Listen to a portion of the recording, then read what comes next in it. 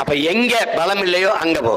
இல்ல பலம் இல்ல, ஒரே ஒருத்தர நடு, பெண்ணோ ஆணோ, ஒரு தம்பிய தங்கச்சி நிறுத்தி அவர்கிட்ட சொல்லு, உங்களை மாதிரியே உணர்வுள்ள இன்னொருத்தரை இணைங்க.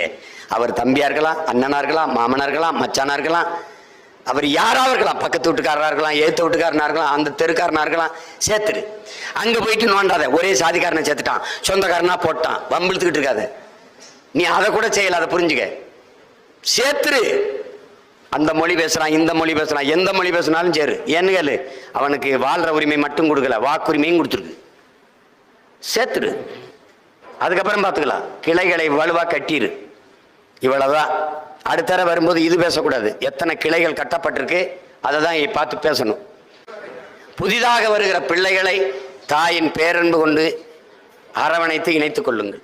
ஒரு கட்சியில ஒரு புதிய உறுப்பினர் வந்தார் என்றால், என் அன்பு உடன் பிறந்தவர்களே, என் அருமை சொந்தங்களே, உங்க வீட்டில் புதிதாக அண்ணனுக்கோ தங்கைக்கோ தம்பிக்கோ உங்களுக்கோ ஒரு குழந்தை பிறந்தால், உங்கள் வீட்டில் உங்கள் குடும்பத்தில் புதிய வரவு ஒன்று வந்தால், எப்படி உச்சி முகந்து கொஞ்சி குழாவி ஆற தழுவி அரவணைத்து மகிழ்வீர்களோ, அப்படி நாம் தமிழர் பேரியக்கத்தில் புதிய ஒரு உறுப்பினர், ஒரு தம்பியோ தங்கையோ ஒரு அப்பாவோ அம்மாவோ இணைந்தால், அவர்களும் உங்கள் வீட்டிற்கு வந்த புதிய உறவு போல அன்பு கொண்டு ஆற தழுவி நேசித்து அவர்களை மதித்து உறுப்பினராக்கி வாங்க வாங்க என்று தட்டி கொடுங்க.